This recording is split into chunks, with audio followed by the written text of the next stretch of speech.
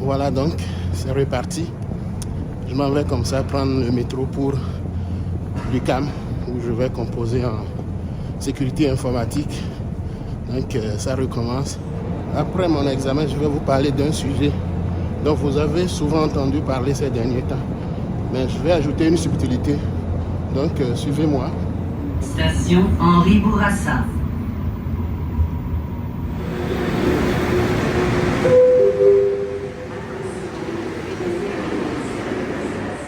Voilà donc c'est ici dans cette salle que je vais faire ma composition tantôt. Donc je viens de finir mon examen, ça a très bien été. Donc comme nous sommes dans le cadre des études, je vais rapidement vous parler de ce sujet que tout le monde développe sur Internet depuis un certain temps. Les inscriptions sont gratuites au Cégep au Québec. Les inscriptions sont à 3000 $ à l'université, dans les universités québécoises. Les mesures d'exemption du gouvernement du Québec. Mais je vais l'aborder autrement parce que je vois qu'il y a plusieurs personnes qui s'intéressent à la chose et qui demandent des admissions. Faites la différence entre l'admission et l'inscription, c'est important. Les inscriptions sont gratuites au Cégep pour des étudiants internationaux qui choisissent certaines régions et certaines filières. Et à 3000 $ pour certains étudiants internationaux qui choisissent certaines régions et certaines filières. Attention, est-ce que c'est parce que les inscriptions sont gratuites qu'il faut demander une admission? C'est un piège.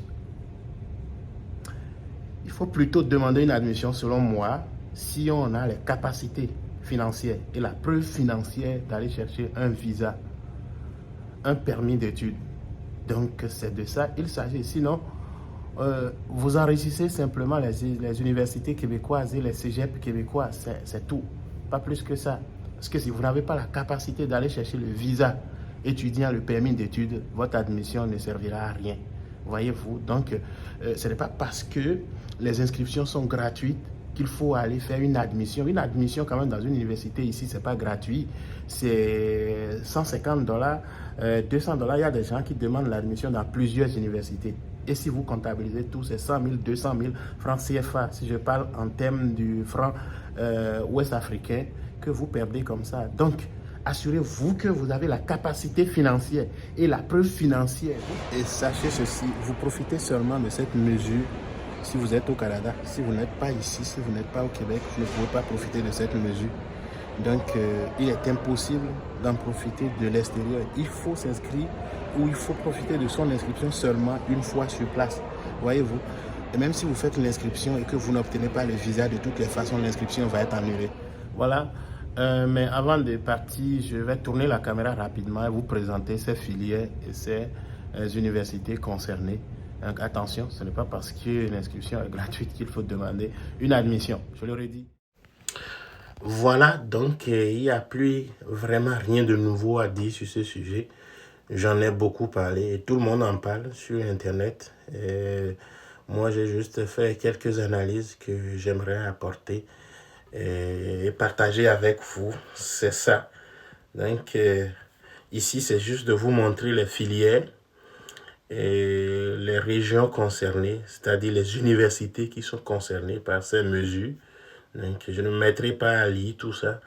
Ce qui est important, sachez que je vais déposer le lien sous ma vidéo sur ma chaîne YouTube. Donc, vous pouvez aller chercher ce lien qui va vous permettre de visualiser les conditions d'admission, les universités et cégeps concernées et les filières concernées. Je l'ai déjà dit, sachez ceci, ce n'est pas parce que l'inscription est gratuite qu'il faut demander une admission. Et ce n'est pas parce que vous allez juste payer 3000 comme les étudiants québécois que vous allez demander une admission. Non. Non, c'est ça. Parce que, en fait, la chose, c'est quoi? Pour bénéficier de cette exemption, il faut forcément être ici, au Canada. Donc, voyez-vous, ce qui doit nous préoccuper d'abord, c'est comment être ici, comme étudiant, comment avoir le permis d'études. Donc, c'est ça. Voilà. Donc, N'allez pas demander une admission sachant pertinemment que vous n'avez pas la capacité financière ou la preuve financière, la preuve de fonds nécessaires pour prétendre à l'obtention d'un visa étudiant. Merci et à bientôt. Et franchement, ce n'est pas parce que je veux vous accompagner dans un projet d'études que je peux savoir pertinemment que vous n'avez pas les capacités d'aller chercher un visa étudiant et vous inciter quand même à aller faire une demande d'admission juste pour vous accompagner. Ça ne marche pas.